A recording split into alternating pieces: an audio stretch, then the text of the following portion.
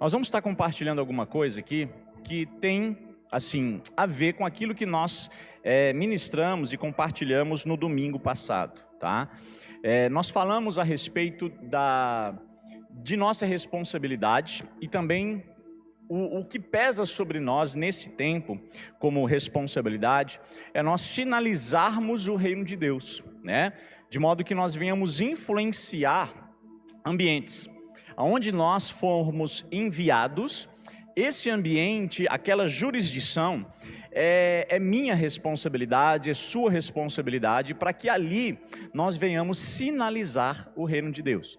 Como tempo aceitável, como igreja local, nós falamos aqui, esses tempos atrás, no nosso café ministerial, a respeito da nossa visão. O que Deus deu a nós, né, como parte da nossa identidade, a nossa responsabilidade.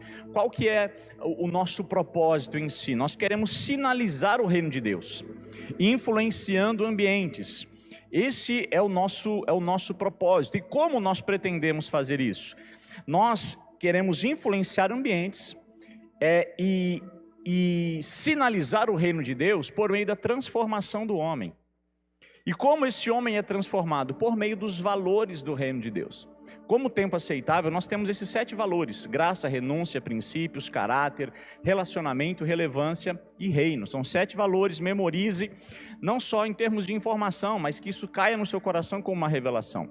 Tudo aquilo que você ouvir como uma mensagem por meio do tempo aceitável, tanto aqui em Boituva, quanto em Iperó, você vai perceber essa característica. Por mais que não esteja explícito, né, está implícito em cada palavra, em cada ministração, pelo menos um desses valores. Aquilo que nós pregamos, né, como palavra de Deus, você vai perceber que um desses valores, pelo menos, eles estão inseridos, né? Ou está inserido naquilo que a gente comunica. Por quê? Porque nós fazemos isso de maneira intencional.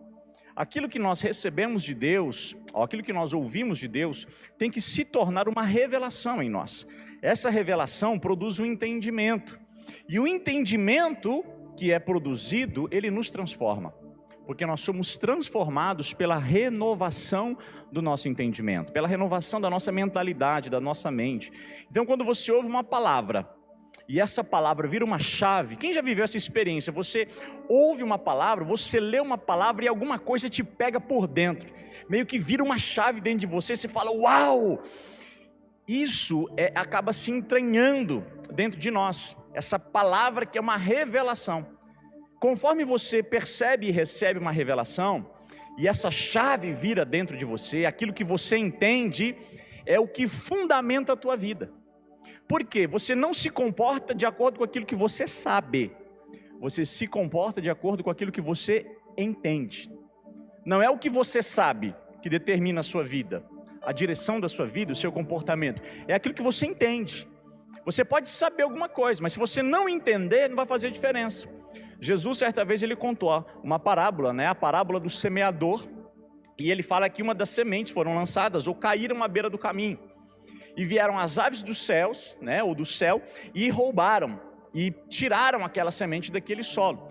E depois ele explica para os seus discípulos, né? O sentido da semente que cai à beira do caminho. Ele diz assim, olha, a semente que cai à beira do caminho é aquela pessoa cujo coração recebe a palavra, ouve a palavra e recebe, porém, não entendendo, vêm as aves dos céus, que representam ali demônios, e roubam o que lhe foi semeado. Ou seja, pessoas que ouviram, receberam a palavra, mas não houve o quê? Revelação, não houve entendimento. Sem entendimento não tem resultado. Então, a revelação, ela não tem preço. Por quê? Porque a revelação nos transforma. Compreende, sim ou não? Quanto vale a sua transformação? Sua transformação não tem preço, porque é o propósito de Deus para mim e para a sua vida nessa era. Entende? Diz respeito a mim e a sua transformação. Então isso não tem preço. É o propósito pelo qual nós estamos aqui. Então valorize essas chaves que vão virando dentro de você, no seu interior. Por quê? Porque isso norteia a sua vida. Então nós fazemos isso. Nós entendemos que o nosso propósito como tempo aceitável é cooperar com o plano original de Deus. que está descrito aqui em Gênesis capítulo 1 e 2. O plano original de Deus está revelado aqui. O nosso propósito é cooperar com isso, né? E qual é o propósito da igreja nessa era? É sinalizar o reino de Deus. É pregar o evangelho do reino, influenciando ambientes. E como isso é possível? Por meio da transformação do homem. E como o homem é transformado? Quando ele entende a palavra, quando ele absorve os valores. Então, tudo aquilo que a gente compartilha vai estar ali, pelo menos implícito, né? Algumas vezes esses valores. Por quê? Porque eles vão produzindo em nós transformação. Numa noite como essa, que é uma noite de nós nos assentarmos à mesa com o Senhor, que é uma noite de ceia, sobretudo o que nós precisamos refletir é que o propósito pelo qual realmente nós nos reunimos não é simplesmente uma edificação pessoal. Nós não estamos aqui meramente por causa de nós mesmos.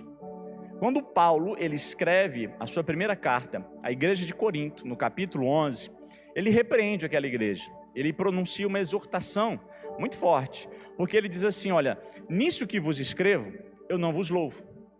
1 Coríntios capítulo 11, ele diz assim, eu não louvo vocês. Nesse momento que eu estou instruindo vocês, eu não tenho uma palavra de louvor, de elogio a vocês. Por quê? Porque vocês não estão se reunindo para melhor, senão para pior. Porque quando vocês comem a ceia, não é a ceia do Senhor que vocês comem. Observe que a igreja se reunia para celebrar a ceia. E Paulo diz, olha, quando você participa da ceia, com esse entendimento que era aquele que eles tinham, vocês participam da ceia indignamente. A maneira de participar da ceia era uma maneira indigna, e não simplesmente a pessoa que participava da ceia era indigna.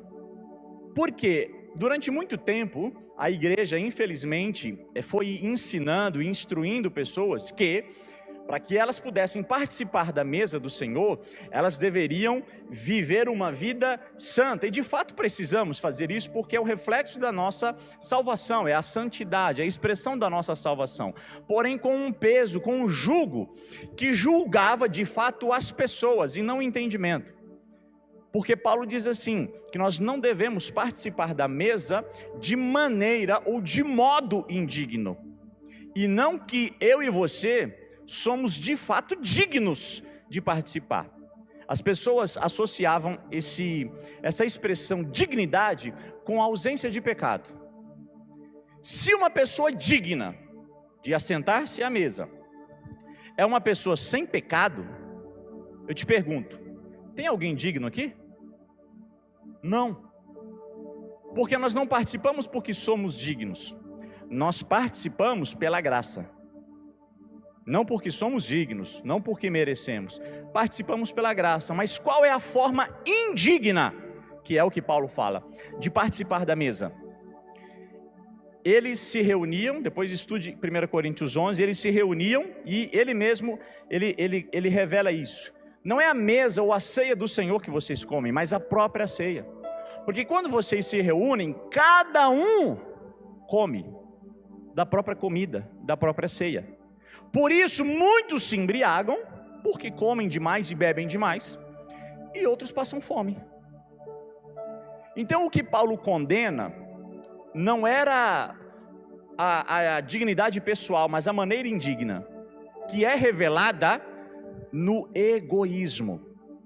Quando eles se reuniam, eles não se reuniam para partilhar, mas para comer cada um a sua própria ceia. E o aspecto, o sentido, a essência da ceia, não é que você se alimente, é que você compartilhe. Entende? Não diz respeito a mim, ou a você exclusivamente, diz respeito a nós. Fala de uma comunhão, de um compartilhamento. Como a gente já falou aqui algumas vezes, Jesus, ele nunca comeu um pão inteiro. Enquanto caminhou como homem sobre essa terra, Jesus nunca comeu um pão inteiro. Você sabia disso? Por que Jesus nunca comeu um pão inteiro? Porque sempre antes de comer, o que ele fazia? Ele partia e dava primeiro para quem estava com ele. Ele comia por último. Ele nunca comeu um pão inteiro. Então o que Paulo condena é você comer sozinho, ou comer primeiro. Porque quando você busca primeiro para você, isso é idolatria. Isso é uma idolatria. Então, não diz respeito a nós. Eu compartilhei com uma comunidade ontem e falei sobre isso, né? Que a obra de Deus, a gente está acostumado a ouvir isso daqui. A obra de Deus não é aquilo que eu faço para Deus. É aquilo que Deus faz em mim. E depois que Ele faz em mim, a gente faz junto. Mas a obra de Deus é o que Ele faz em nós, para que nós venhamos testemunhar isso. Então não diz respeito a nós, mas aquilo que Ele tem como propósito através de nós também. Amém? Vamos ler Gênesis capítulo 1, versículo 28. Fala a respeito desse propósito original de Deus. É um texto que a gente lê bastante, né? Gênesis 1, 28 diz assim, olha: Deus os abençoou, o homem e a mulher, ou Adão ali, né? O Adão, macho e fêmea, os abençoou e disse. É interessante, deixa eu te falar uma coisa aqui. É interessante que você vê que Deus os abençoou. Só que aqui a mulher ainda não tinha sido criada, tá? Assim, não tinha sido exposta. Estava dentro de Adão. E Deus os abençoou e disse: frutificai, multiplicai-vos, enchei a terra e sujeitai-a. Dominai sobre os peixes do mar, sobre todas as aves do céu e sobre todos os animais que rastejam ou que se arrastam sobre a terra. Nesse versículo está revelado o propósito original de Deus para o homem quando Ele o cria e o forma. Deus, ao homem que Ele criou, dá esse propósito: olha, cresça ou frutifique, né? Frutifique, multiplique, se espalhe e governe. Então nós falamos já aqui que nós entendemos ou nós sintetizamos o propósito original de Deus para o homem como crescimento, multiplicação, expansão e governo. Com base nesse versículo: crescimento, multiplicação, expansão e governo. Nós crescemos no sentido de desenvolvimento pessoal, porque em algumas traduções a expressão aqui cresça, né, está como frutifique ou frutificar, ou produzir fruto. Fala de um desenvolvimento pessoal. Não é crescer fisicamente, porque o homem foi feito adulto, sim? Foi feito adulto, então não tinha para onde crescer fisicamente. Fala de um desenvolvimento pessoal, para que a partir desse desenvolvimento, essa espécie desenvolvida, essa espécie madura, pudesse ser multiplicada. Então, cresça, se desenvolva, para que Deus te multiplique. Deus não quer multiplicar o que você faz, nem o que você tem, Ele quer multiplicar o que você é. Então você cresce para que Deus te multiplique. E nessa multiplicação, há crescimento. Presta atenção, nós nos desenvolvemos para que sejamos multiplicados, para que a partir da multiplicação aconteça o crescimento. E qual é o aspecto desse crescimento? Qual é a perspectiva divina de crescimento? Não é ajuntamento, é expansão. Porque Ele diz: multiplicai-vos e enchei a igreja. É isso? Não, enchei a terra. Então, o nosso congregar, o nosso ajuntamento, não é um fim, é um meio. É importante, é essencial, porque nós congregamos, nós adoramos a Deus coletivamente, nós celebramos juntos, nós ouvimos a palavra, nós nos relacionamos, nós temos atritos, nós discutimos, nós brigamos, e tudo isso é uma bênção. Por quê? Por causa do princípio, do valor do relacionamento. Nós somos aperfeiçoados por meio das imperfeições uns dos outros. Eu só consigo te perdoar se você me ofender. Você só vai me amar, ou de fato poder me amar, se eu não te agradar. Porque se eu te agradar, você não vai me amar, você vai gostar de mim. Então eu preciso te desagradar, para que você tenha oportunidade de me amar. Então se você tem alguém do seu lado, se você no seu trabalho, em qualquer ambiente, tem alguém que você não gosta, então aproveita e ame essa pessoa. Porque depois que você gostar, talvez você não ame. Existe uma diferença entre gostar e amar. Você gosta de quem te faz bem, você ama a quem você faz bem. E o amor não é um sentimento, o amor é um comportamento. Compreende? Então não se trata de nós nos juntarmos apenas. O congregarmos é importante. Por quê? Porque nós somos aperfeiçoados, nós celebramos coletivamente, né? Mas o propósito é que sejamos espalhados, porque se trata de nós influenciarmos ambientes. Compreende? Sim ou não? O homem foi feito à imagem e semelhança do Senhor, para que essa imagem e semelhança pudesse ser espalhada por toda a terra. Para quê? Para que por meio dessa imagem e semelhança da glória de Deus, refletida no homem, como nós falamos no domingo passado, o Apocalipse dos Filhos, né? Pudesse manifestar o Criador sobre toda a criação. a glória do Senhor enchendo toda a terra. Então essa representação de Deus deveria ser espalhada por toda a terra, para que o homem exercesse o seu sacerdócio, representar Deus perante a criação e apresentar a criação perante Deus. É o exercício sacerdotal. Então é interessante, um parênteses aqui, a salvação, ela também não é um fim. Por que você foi salvo? Para que você fosse reposicionado e aí começasse de novo aqui. Então você não é salvo simplesmente para ser salvo, porque se fosse salvo para ser salvo, depois que você fosse salvo era só ir levar para o céu, morrer e acabou. Então nós estamos aqui para cumprir esse mandato cultural, que tem a ver com influenciar ambientes, tocar vidas, representar Deus, de modo que quando nós fazemos isso, nós também somos transformados. Então, grave isso: crescimento, multiplicação, expansão e governo. Isso precisa nortear o nosso comportamento. Por quê? Porque se trata de influência. Diga comigo, influência.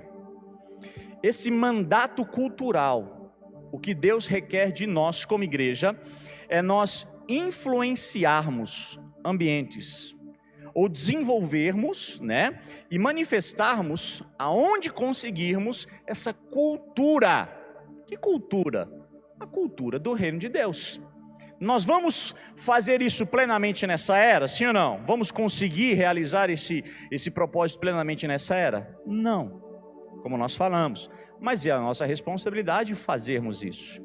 Abra comigo Mateus, Evangelho de Mateus, capítulo de número 5. Novo Testamento, primeiro livro, Mateus capítulo 5, parte do Sermão da Montanha, uma palavra que está correlacionada com essa responsabilidade de influência. Mateus capítulo 5, versículo 13 em diante. Olha o que o texto diz a respeito da minha e sua responsabilidade. Abriu aí? Se não, pode acompanhar no telão. O texto diz assim, olha: vós sois. É interessante, quando você pega essa expressão, algumas expressões sinalizadas no plural, é porque de fato o propósito se cumpre na pluralidade. O texto não diz você é, o texto diz que nós somos. Sozinho você não é, você só é quando somos juntos, entende? Por exemplo, a palavra diz que nós precisamos ter a mente de Cristo. Sozinho você não tem a mente de Cristo. A palavra de Deus diz que vós sois o templo do Espírito Santo. Sozinho você não é templo do Espírito Santo. Aquilo que a palavra de Deus caracteriza coletivamente para nós só podemos vivenciar coletivamente. Então nós somos o sal da terra, nós somos a luz do mundo. Sozinho não somos. Por isso o valor do relacionamento é importante, porque é o relacionamento que potencializa o nosso ser, porque ninguém pode ser sozinho, compreende? Por isso o relacionamento é importante, porque ele potencializa a nossa identidade. Vamos continuar aqui, ó. Vós sois o sal da terra, mas se o sal se tornar insípido, com o que se há de salgar? Para nada mais serve. Uau! Senão para ser lançado fora e pisado pelos homens. Vós sois a luz do mundo. Não podeis ou não se pode esconder uma cidade edificada sobre um monte. Nem se acende uma lâmpada e se coloca debaixo de uma vasilha, mas no candelabro, e ilumina a todos os que estão na casa. Observe o verso 16, risca na sua Bíblia. Assim resplandeça a vossa luz diante dos homens, para que vejam as vossas boas obras e glorifiquem o vosso Pai que está nos céus. Jesus, com a sua própria palavra, ou com a sua própria boca, proclama isso, que nós somos sal da terra e nós somos luz do mundo. E nessa identidade que ele coloca sobre nós, coletivamente, há aqui uma responsabilidade. O sal precisa influenciar. Culturalmente falando, principalmente nessa época, o sal não tinha só a finalidade de temperar o alimento, Mas acima da responsabilidade ou do potencial de tempero, ele tinha o potencial de preservação do alimento. Então o sal servia para preservar o alimento. Entende? Então a nossa responsabilidade, por mais que nós não venhamos influenciar 100% o ambiente onde nós estamos, nós precisamos no mínimo ser o contraponto, ser a resistência. Entende? Por quê? Porque nós precisamos preservar alguma coisa. Nós precisamos preservar alguma coisa. A nossa responsabilidade de influência, ela é vigente e nós precisamos preservar. Jesus diz que se eu não cumprir esse papel, ou nós não cumprirmos esse papel, para nada mais prestamos. Observe, para nada. Para nada é para nada mesmo. Se eu não influenciar de alguma forma, ou influenciarmos juntos, para nada prestamos, independente do que fazemos. Então, sobre o que fazemos, existe uma responsabilidade de influência, de no mínimo preservação. E como luz do mundo, nós precisamos esclarecer, produzir clareza. Por quê? Não se esconde uma cidade edificada sobre um monte. Isso fala da nossa posição em Cristo, do lugar alto onde nós estamos. Não se acende uma lâmpada e se coloca debaixo de uma vasilha ou debaixo de uma mesa, mas no alto. Para quê? Para que toda a casa seja esclarecida. Então qual é a nossa responsabilidade? Influência. Existe essa responsabilidade sobre nós, como nós falamos. Por quê? Porque, como eu disse no domingo passado, nós somos novas criaturas. Se você nasceu de novo, o apóstolo Paulo diz que você é uma nova criatura. E como nova criatura, você é parte da nova criação. Uma criação que há de se estabelecer sobre toda a terra. E qual é a nossa responsabilidade hoje aqui? Sinalizar no presente o futuro que virá. É nós sinalizarmos o reino de Deus. Vamos ler esse texto mais uma vez? 2 Coríntios capítulo 5, a partir do versículo 17.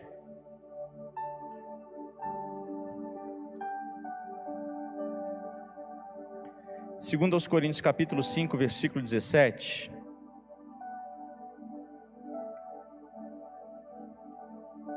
E vamos seguir lendo. O texto diz assim, olha: portanto, se alguém está em Cristo, nova criatura é. As coisas velhas já passaram e tudo se fez novo. Tudo isto provém de Deus, que nos reconciliou consigo mesmo por Jesus Cristo e nos deu o ministério da reconciliação. Isto é, Deus estava em Cristo, reconciliando consigo o mundo, não imputando aos homens os seus pecados, e nos confiou a palavra da reconciliação. De sorte que somos embaixadores da parte de Cristo, como se Deus por nós rogasse. Rogamo-vos da parte de Cristo que vos reconcilieis com Deus. Deus nos reconciliou com Ele, para que por nosso intermédio houvesse esse rogo, esse clamor, essa súplica de reconciliação para aqueles que estão ao nosso redor. Então nós somos novas criaturas, parte de uma nova criação. E qual é a nossa responsabilidade? Testemunharmos isso. A nossa vida, ela precisa expressar o que Deus fez de fato em nós. Porque nós falamos há tempos atrás aqui, a graça de Deus que nos alcançou, ela nos ensina a viver. Ela nos ensina a viver. A graça que nos alcançou, ela não nos alcançou para que nós fôssemos retirados do mundo. Na oração sacerdotal, Jesus ele ora ao Pai e faz esse pedido: não peço que os tire do mundo, mas que os livre do mal.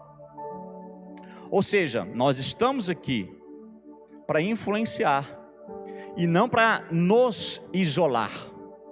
A graça que nos ensina a viver, ela nos ensina a viver, o texto de Tito, capítulo 2, a partir do versículo 12, ela nos ensina a viver no presente século, de forma justa, piedosa a Deus, de forma temente, no meio de uma geração perversa.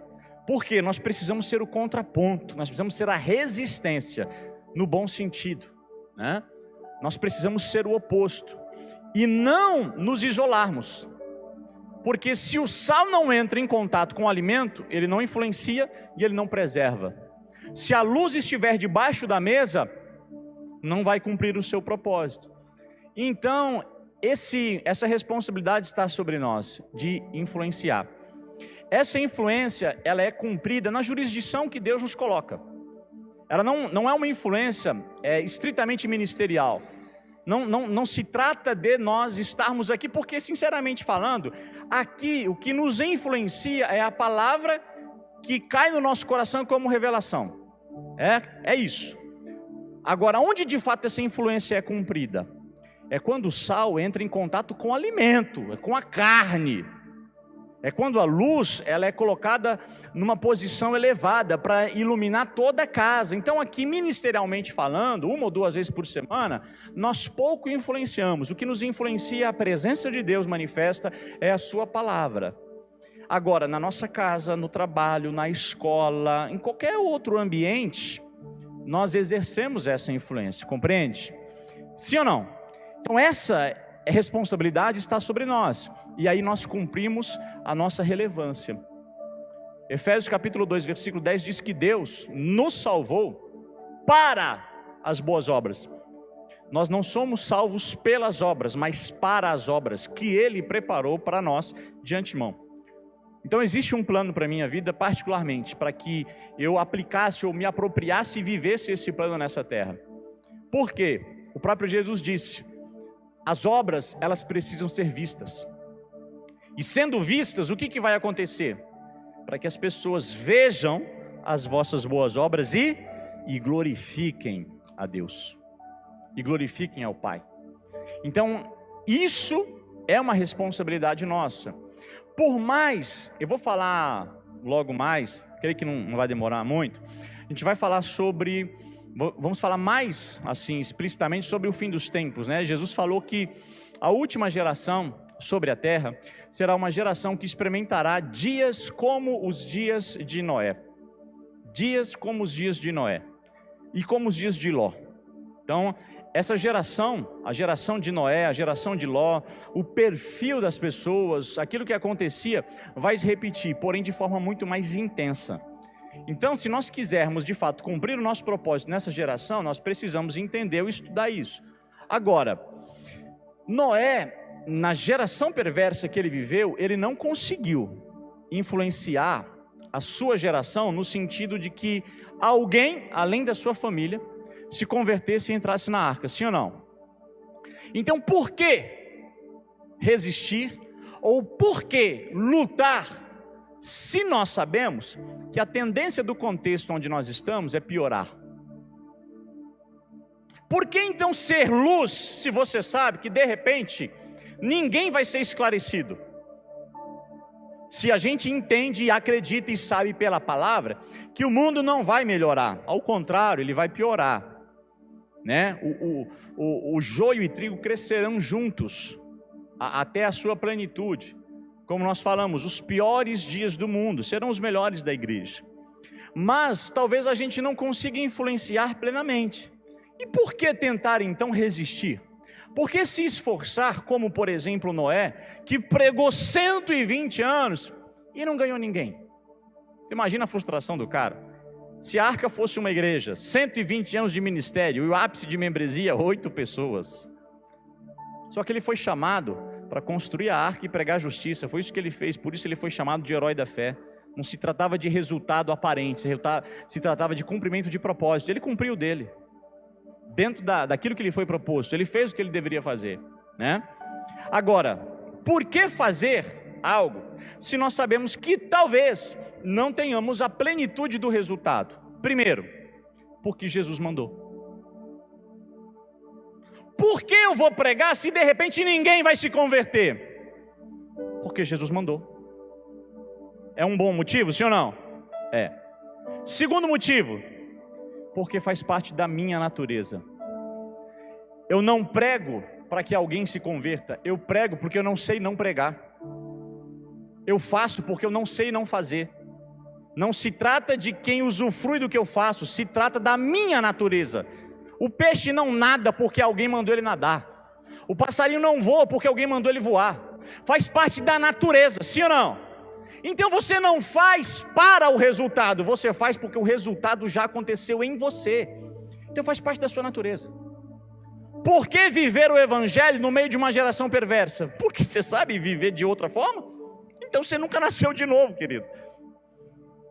Por que dar um bom testemunho no meio de uma geração perversa? Porque se você não dá, você é a geração perversa. Então faz parte da sua natureza. Primeiro, porque Cristo mandou. Segundo, porque faz parte da natureza. Terceiro, porque eu posso ainda influenciar algumas pessoas. Ainda que não plenamente, alguém pode ser influenciado, sim. Porque eu manifesto sinais aqui, ou dou sinais do reino de Deus, ainda que sabendo que a plenitude dessa remissão da terra é só na era por vir, eu tenho essa responsabilidade, e eu influencio sim alguma coisa, ainda que não tudo. Quarto, propósito. Ainda que eu não transforme, por meio daquilo que eu faço, pessoas ou ambientes, eu estou sendo transformado. Por quê? Porque aquilo que eu não transformo me transforma. E quinto, porque aquilo que com o meu amor não for salvo, com o meu amor será condenado. Se eu amo e por meio do meu amor eu não salvo, por meio do meu amor eu condeno. Porque quem condenou o mundo da sua época não foi Deus, foi o próprio Noé. Hebreus capítulo 11, versículo 7, o texto diz que Noé condenou o mundo da sua época. Como? Pelo seu estilo de vida, de justiça e de retidão. Ele testemunhou que era possível. E testemunhando que era possível, ele condenou os que não abraçaram essa possibilidade. Entende? Então aquilo que eu não salvo, eu condeno. Por meio do meu testemunho.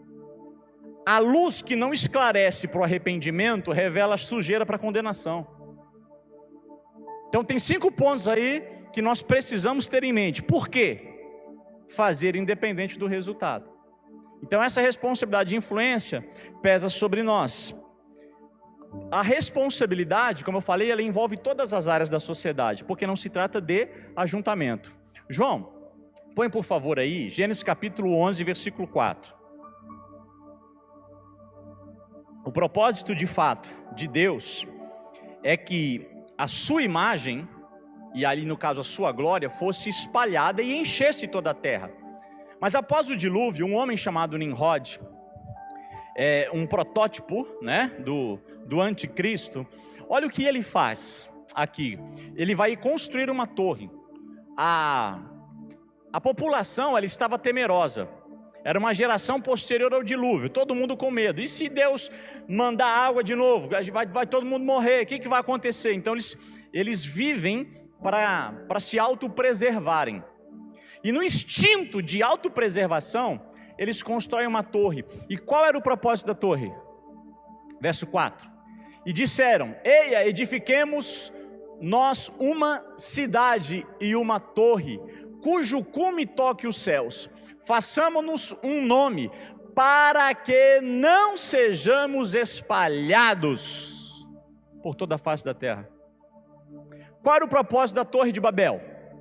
Se tornar um monumento de referência, para que eles não fossem o quê? Espalhados. Por quê? Era um monumento, ou pretendia ser um monumento gigantesco. Se alguém se afastasse daquela região e se perdesse pela planície distante ali de Sineá, como que voltaria para casa? Procuraria um lugar, né, para que enxergasse o horizonte, ou ali a torre ali, ó, a torre que toca o céu, né? Essa expressão é ali que eu moro ali, ó, é ali perto. Então eu não vou me espalhar, não, vou voltar para casa, para que ninguém se perdesse, porque eles queriam ficar juntos, contrariando o mandato cultural original. Deus falou: enchei a terra, e não se ajuntem. Aí tem muita igreja que se tornou uma torre de Babel. Por quê? Porque a gente pega todo mundo que está lá fora e junta aqui, beleza, e só fica aqui, vamos lá. Vamos ficar adorando, vamos ficar cantando, vamos ficar louvando, beleza. Aí o que acontece com o mundo lá fora? Não tem quem preserva, o sal está aqui dentro do saleiro, ó. E as trevas se multiplicam lá fora, por quê? Porque a luz se juntou aqui, ó, e só fica aqui, ó. E aí a igreja, para nada mais presta. Aí começa a ser pisada, começa a ser perseguida. A gente começa a pedir misericórdia. Deus, o que está acontecendo? Estão me pisando. Pois é, você perdeu o seu propósito, cara.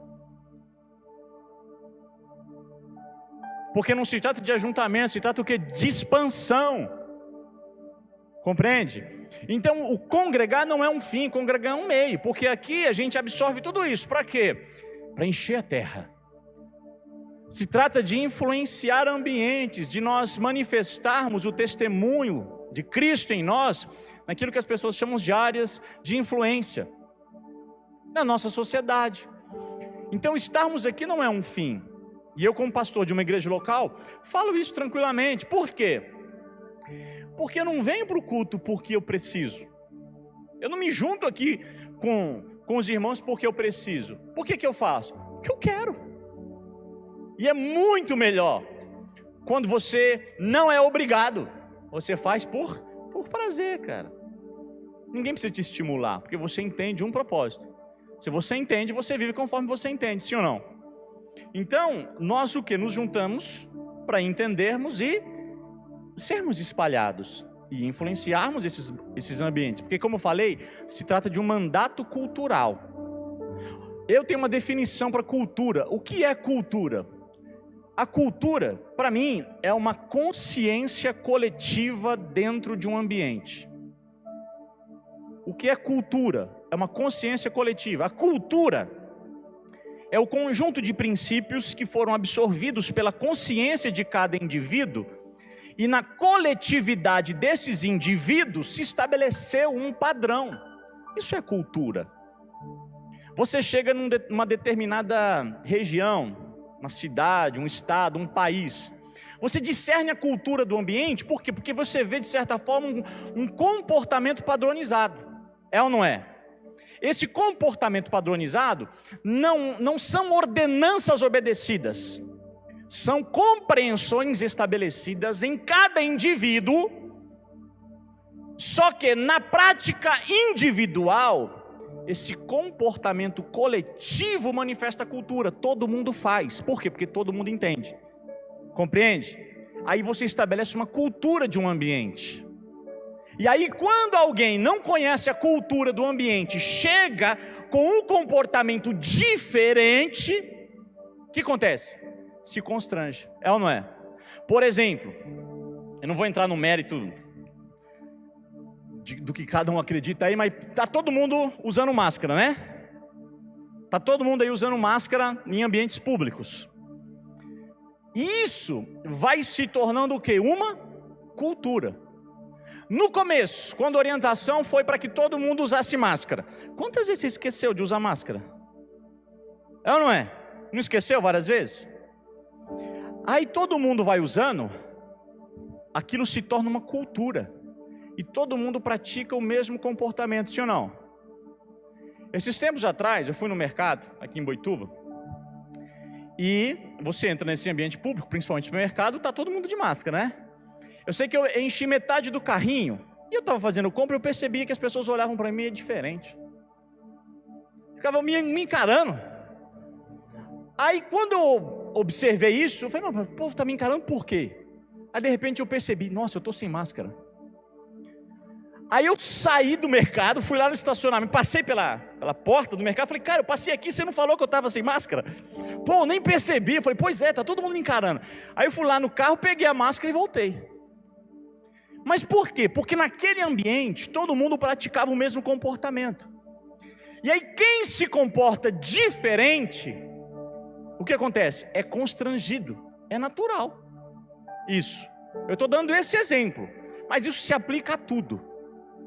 Entende? Você vai lá para Dinamarca, não tem dizem, né? Ainda não fui, mas não tem um papel de bala no chão. Aqui se você procurar, não precisa procurar muito não, é só passar a mãozinha debaixo da cadeira, você vai ver chiclete aí. Dos filhos de Deus mal educados. Por quê? Porque faz parte de educação e de cultura. E como que a gente estabelece uma cultura? Como eu falei, cultura é uma consciência coletiva dentro de um ambiente, de uma jurisdição. Como que você estabelece num lugar uma cultura? Primeiro, a responsabilidade é individual. Porque eu entendo algo, eu entendo. Naquilo que eu entendo, a minha mente ela é renovada. Eu sou transformado pela renovação da minha mente. Romanos capítulo 12, versículo 2. Não vos conformeis com este mundo, mas transformai-vos pela renovação do vosso entendimento. Então aquilo que eu entendo me transforma e eu pratico. E aí, praticando o que eu entendo e caminhando com meu irmão, eu posso fazer o quê? Influenciá-lo. Caminhando comigo vai haver essa similaridade de comportamento, de entendimento. Aí o que o Danilo vai fazer? Entendendo, ele vai praticar a mesma coisa. Aí são dois praticando a mesma coisa. E quando isso vai se espalhando, todo mundo tem a mesma compreensão, que produz um comportamento padrão a partir da compreensão, da revelação, do entendimento. Não se trata de obedecer regra, tá? Se trata de entendimento. Cultura tem a ver com entendimento, tem a ver com obediência. É natural. Então você, a partir do momento que você entende, e esse entendimento individual, ele vai se multiplicando. Quando chega um determinado número de alcance de pessoas, se estabelece naquele ambiente uma cultura. Uma cultura. E aí, as pessoas que chegam e não sabem da cultura, você não precisa falar. Ela vai perceber, como eu no supermercado. Ela vai se constranger porque a cultura, ela se torna tangível. Então entenda, sobre nós, filhos de Deus, pesa um mandato cultural. Qual? Sinalizar a cultura do céu. É Cristo quem vai estabelecer. Mas se eu já sou um cidadão desse reino, a minha mentalidade é a mentalidade desse reino. E como cidadãos desse reino, coletivamente, nós precisamos experimentar e sinalizar essa cultura aqui. Hebreus 6:5 diz que os poderes do mundo vindouro podem ser provados nesta era. Ou seja, o poder que vai se estabelecer um dia no futuro, no reino de Cristo, pode ser experimentado aqui agora, por nosso intermédio. Os sinais desse reino, Cristo falou, se eu expulso demônios pelo dedo de Deus, é chegado a vós o reino dos céus. Então quando alguém é curado, quando alguém é liberto, quando há salvação, quando há compaixão, tudo isso que faz parte do reino, quando isso é praticado, é sinalizado, nós estamos aqui produzindo essa identificação do reino nessa era presente. Compreende? Então pesa sobre nós um mandato cultural, que tem a ver com influência. Porém, a igreja de modo geral, ela se tornou perversa. Ela se tornou perversa. Por quê? A perversidade não está em fazer mal. A perversidade está em não fazer bem. A perversidade não está em fazer o mal, está em não fazer o bem. Então, se eu tenho essa responsabilidade e não a cumpro, eu me torno parte de uma geração perversa. Jesus, certa vez, ele vai explicar um pouquinho a respeito do exorcismo. Quando um demônio, ele é expulso de uma pessoa, ele compara uma pessoa que recebe esse exorcismo como uma casa. Vamos ler esse texto aí. É Mateus capítulo 12, versículo 43 em diante.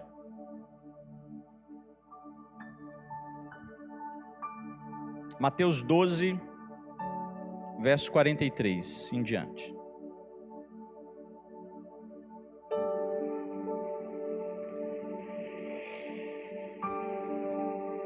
Olha o que o texto fala para nós aqui, olha. Quando um espírito imundo, sai do homem, anda por lugares áridos, buscando repouso, mas não o encontra. Então diz, voltarei para minha. Observe, o demônio foi expulso, mas a casa continuava sendo dele. Voltarei para minha casa de onde saí. E por que a casa era dele? E voltando, acha desocupada, varrida e adornada. Estava limpa, estava ajeitadinha, estava enfeitada, mas estava vazia. Verso 45: então vai e leva consigo outros 7 espíritos piores do que ele, e entrando habitam ali. E são os últimos atos desse homem piores do que os primeiros. Assim também acontecerá a essa geração perversa. Jesus, ele fala de uma geração perversa. E qual é a característica da geração perversa? A geração perversa é aquela que não faz tudo o que tem que fazer. Qual é a característica da geração perversa? É a geração que deixa um vazio na sociedade, nas pessoas, nos ambientes. Geração perversa não é aquela que faz mal, é aquela que não faz bem. Segundo exemplo que Jesus dá, eu expulso o demônio de uma pessoa e a casa fica vazia, eu não coloco nada no lugar. Jesus falou que isso é uma perversidade. Perversidade. Porque não se trata de derrubar o que está errado, se trata de construir o que é certo. A igreja se tornou, digamos assim, especialista em apontar o que está errado. Não presta, está errado, não pode ser assim. Beleza, mas e edificar o certo? E construir o correto? E fazer o certo? Nós vamos falar, nós estamos aí há uma semana das eleições municipais, né? E nós vamos falar sobre isso, porque o nosso mandato cultural tem a ver com isso aqui. Não se trata de tirar quem é ruim, cara. Não, mas fulano não presta. Não é tirar quem é ruim, ou não botar quem é ruim. Tem que colocar quem é bom, porque não adianta reclamar. Entende? A nossa responsabilidade é de influenciar todos os ambientes. Ainda que não consigamos plenamente, precisamos fazer isso. E aí, a nossa responsabilidade não é só destruir, é edificar. Olha o que Deus fala para Jeremias. Põe aí, João, por favor. Jeremias capítulo 1, versículo 9 e 10. Jeremias 1, 9 e 10, olha só. E estendeu o Senhor a sua mão e tocou-me na boca e disse-me o Senhor: eis que ponho as minhas palavras na tua boca. Para quê? Olha, ponho-te neste dia sobre as nações e sobre os reinos, para arrancares, para derrubares, para destruíres e para arruinares. Até aqui legal. E depois? E também para edificares e plantares. 6 coisas que Jeremias tinha que fazer. 4 tem a ver com destruição, 2 com edificação. O fim é fazer o bem e não só destruir o mal. A igreja, o que ela começou a fazer, né, na sua história? É de fato apontar o que está errado. Aí você vai lá e destrói o que está errado. Você fala, não, isso está errado, beleza. Só que se você não coloca algo melhor naquilo que está errado, é melhor deixar errado. Se não for para construir o certo, é melhor deixar o errado. Porque quantas pessoas não foram, digamos assim, frustradas nas limitações das igrejas, por exemplo. Eu digo igrejas locais, né? Estavam ali na sua simplicidade, talvez na sua ignorância, buscando a Deus, louvando a Deus. E aí as pessoas vão lá e falam, não, está tudo errado. Aí você frustra a pessoa. Beleza. Geralmente, quando as pessoas nos ouvem ministrar, isso acontece, né? Puxa vida, mas então quer dizer que eu estava errado? Pode ser, mas não se trata apenas de mostrar o que está errado, tem que mostrar o que está certo. O fim é a edificação e não a destruição. Só que para você edificar, primeiro você tem que destruir, mas não pode parar nesse processo. Está compreendendo, sim ou não? Então quantas pessoas não foram frustradas, desiludidas, porque revelaram a elas o que estava errado, só que não mostraram o que estava certo? Aí onde elas estão hoje? Era melhor na simplicidade e ignorância, está ali. Agora onde elas estão? Porque a obra precisa ser completa, senão nós nos tornamos uma geração perversa. Então nós sabemos o que está errado no mundo no qual estamos inseridos, nós apontamos e destruímos tudo, nós combatemos tudo. Ok, mas não se trata só disso.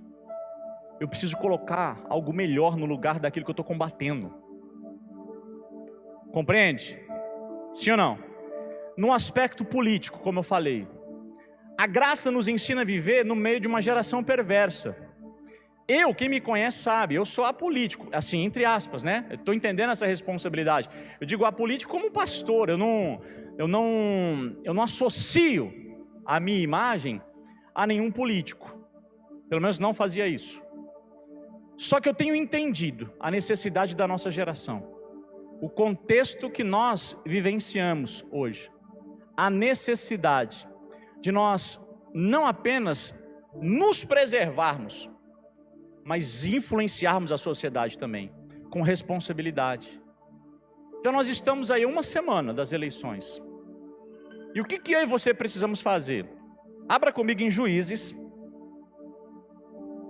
capítulo 9.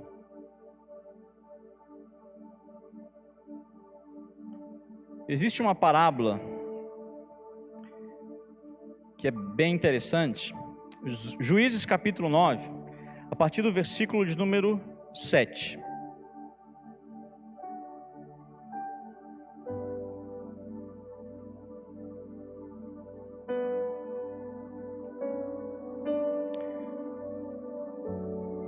A partir do versículo 7 diz assim, olha, depois você leia todo o contexto para você entender o que está acontecendo aqui, politicamente falando, tá?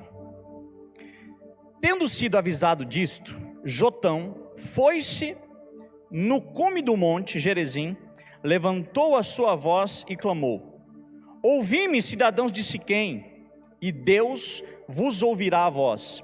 Jotão aqui, na verdade, ele está reclamando para si, na verdade, ou expondo uma situação. Abimeleque havia matado todos os seus irmãos. Jotão era irmão de Abimeleque.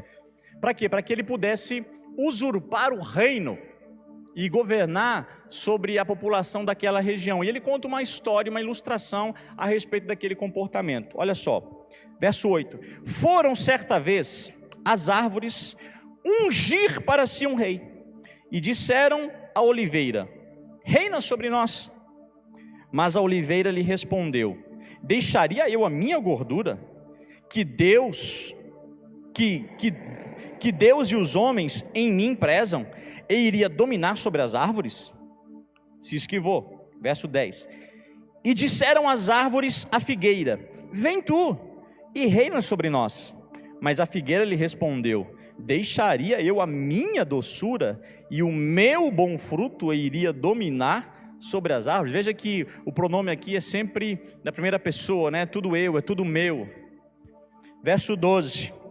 Então disseram as árvores à videira: vem tu e reina sobre nós. Mas a videira lhe respondeu: deixaria eu o meu vinho, que alegra a Deus e aos homens, e iria dominar sobre as árvores? Então todas as árvores disseram ao espinheiro: vem tu e reina sobre nós.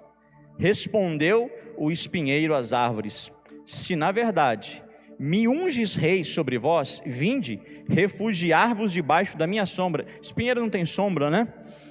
Mas não, saia fogo do espinheiro e consuma os cedros do Líbano. Veja, na parábola de Jotão, as árvores, elas são questionadas a respeito do exercício, né, de um propósito, de governar sobre as demais árvores. Assume o governo aqui sobre a floresta. Aí a figueira disse: não estou afim. A outra também disse: não, também não estou afim. Por quê? Porque cada um tinha o seu valor particular. Aí sobrou para quem? Sobrou o espinheiro. Então o que eu tenho entendido? Que como nossa responsabilidade é de influenciar, nós precisamos exercer a nossa cidadania, individualmente falando, com consciência. Com consciência. Isso tem dois aspectos. Diante daquilo que nós temos como possibilidade, porque para nós escolhermos um governante, existem critérios,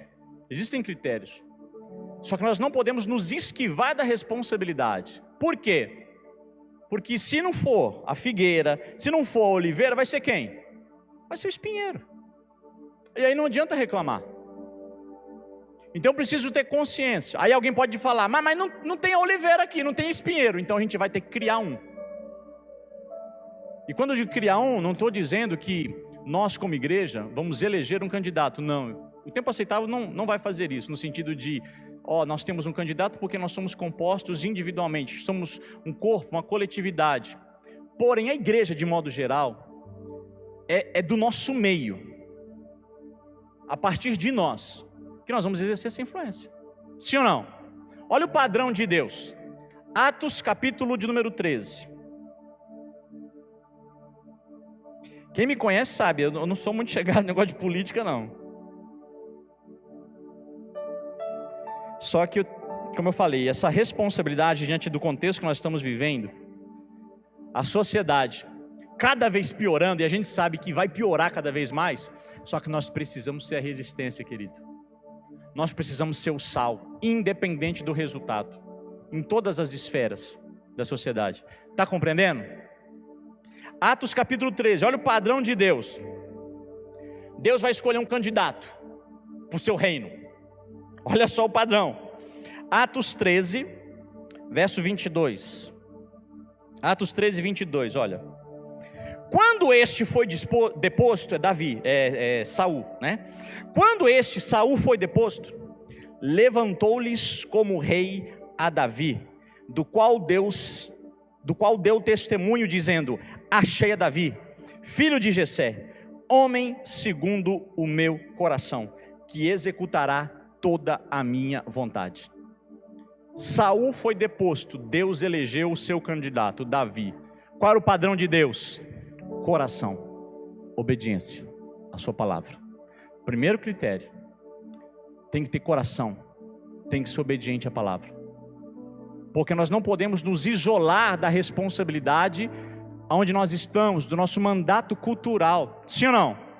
Se nós temos que influenciar, então quando você for escolher o candidato, se você ainda não escolheu, você precisa ter critérios, precisa ter muito critério. O critério de Deus é esse: um homem segundo o seu coração, que lhe obedeça.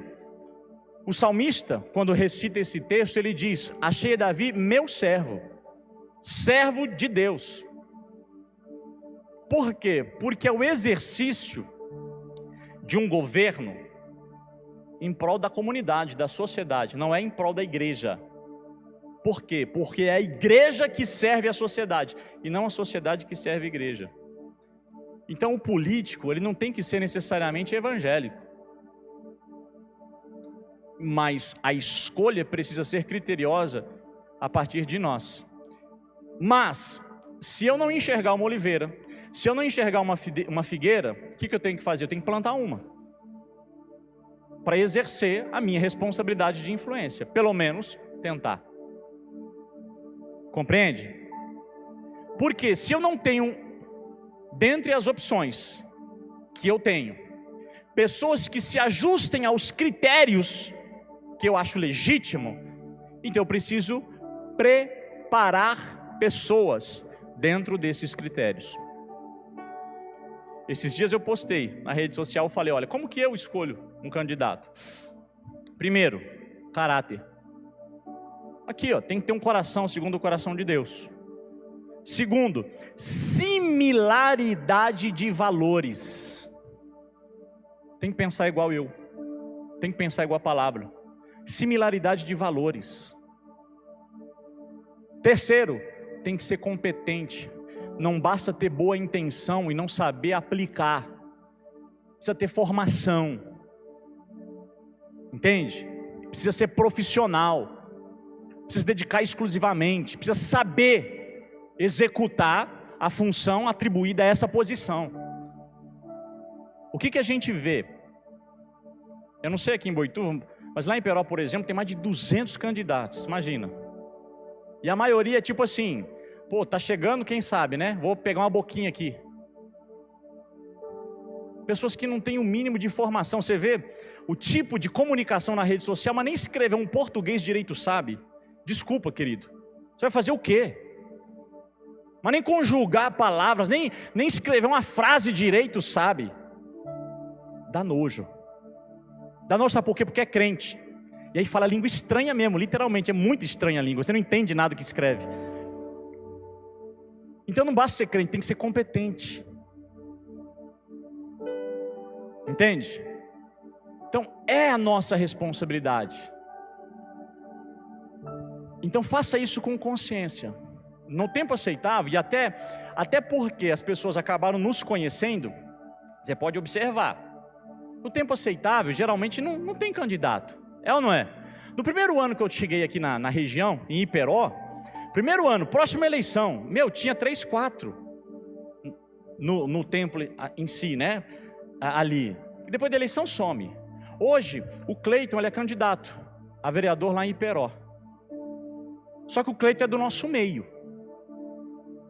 E como eu disse, eu não associo a minha imagem a um político em si, porque geralmente os políticos vêm de fora. Mas o Cleiton eu conheço o coração dele. Então ele sabe, qualquer coisa eu dou na goela dele. Mas independente disso, nós temos essa responsabilidade de ser criterioso. Sabe por quê?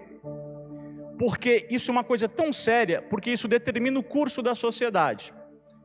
Se você não associa, você não tem consciência de valores, você coloca o espinheiro lá e todo mundo sofre. E a verdade é que assim, isso vai acontecer, né? Isso só vai ser remido na volta de Cristo. Mas uma coisa que nós precisamos ter em mente: nós não podemos ser Judas da nossa geração. Por quê? Porque Judas vendeu a Cristo por 30 moedas de prata. E nesse momento, infelizmente, tem muitos filhos de Deus que se vendem. Por quê? Eu te faço uma pergunta.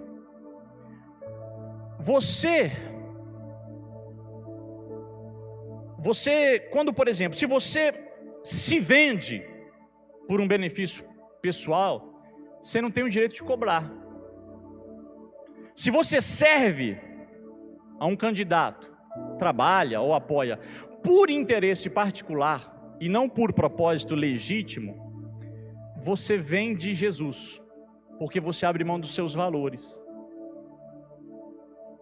Entende? Para observar. Você não pode vender aquilo que você não está disposto a comprar. Eu não posso vender o que eu não compro. Não é legítimo.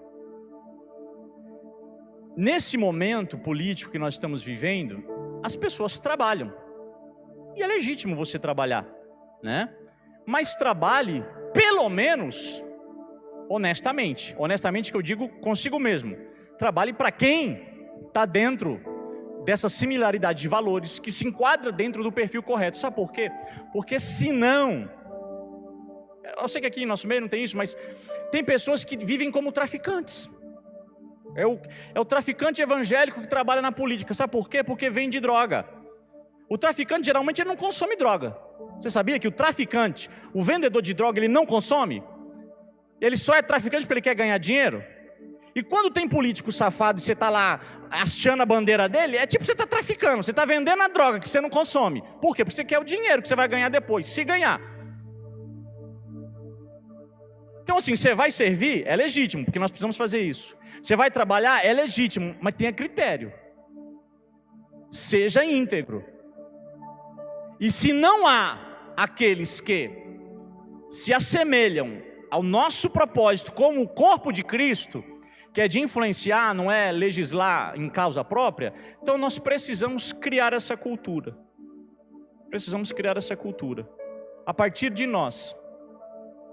E existem muitas igrejas que fazem isso, no sentido não de um candidato para a igreja, não se trata disso, longe disso, porque essa, como eu falei, não é responsabilidade nossa, não se trata de nós, mas é um ambiente que nós precisamos influenciar, e para isso, precisa ter critério, não tem que ter simplesmente uma pessoa porque é popular, e porque vai trazer algum benefício para a igreja, não. É a igreja que precisa servir a sociedade. E dentro dessa esfera política, se eu não encontrar alguém que me represente legitimamente, eu preciso preparar essa pessoa. E eu estou falando isso. Então eu quero desafiar você a refletir realmente sobre essa responsabilidade. Precisa haver critérios, precisa ter coração, precisa ter testemunho, o caráter testemunhado, precisa ser competente, precisa ver, no mínimo, essa similaridade com aquilo que nós entendemos ser o nosso propósito. Então, assim, quando você exercer a sua cidadania no próximo final de semana, faça com consciência, tenha critério, honre o seu propósito. Como eu falei, aqui em Boituva, nós não temos nenhum candidato aqui em nosso meio. O Cleiton, que faz parte da nossa comunidade, está candidato lá por Iperó. Só que ele não conversou, nós conversamos sobre isso, mas não foi de hoje não. Já há muito tempo ele fala comigo sobre isso e ele entende essa vocação. E no nosso bate-papo particular a gente conversou bastante coisa juntos, a respeito disso daqui, de propósito, de capacitação, de trabalho, de coração, de alinhamento, do porquê. Nós, como Tempo Aceitável, nós nunca vamos ter um candidato. Vota no fulano. Por quê? Porque é uma responsabilidade individual de cada cidadão. Só que como eu estou aqui comunicando esses princípios e valores, isso precisa estar claro. A tua escolha, ela precisa ser honesta. Não pode ser por interesse. Sabe por quê? Se você apoia alguém cujos valores são contrários àquilo que nós pregamos, você é cúmplice da deterioração da sociedade na qual nós vivemos. E a gente vê essa guerra ideológica hoje, né? O combate à família, a luta para a legalização de drogas, aborto, essa ideologia marxista, diabólica. E qual é o nosso papel? Não é sair de lá, ficar aqui dentro, se isolar e vamos aqui, viver a nossa vida espiritual aqui dentro. E o nosso mandato cultural? E a nossa responsabilidade de influenciar ambientes? Alguma vez alguém aqui me viu falar sobre política, literalmente como eu estou falando aqui? Não estou falando muito abertamente não, né? Mas está na Bíblia que eu estou falando, sim ou não? Alguém já me viu falar sobre isso daqui? Sim ou não? Nunca, né? Só que o momento que nós estamos vivendo traz sobre nós essa responsabilidade. Nessa esfera também. Nessa esfera também. Então nós não podemos nos abster dessa responsabilidade. Então, sobretudo, consciência. E não se venda. Não se venda. Não se venda. Não se venda. Faça com consciência. Em nome de Jesus. Amém? Vamos orar?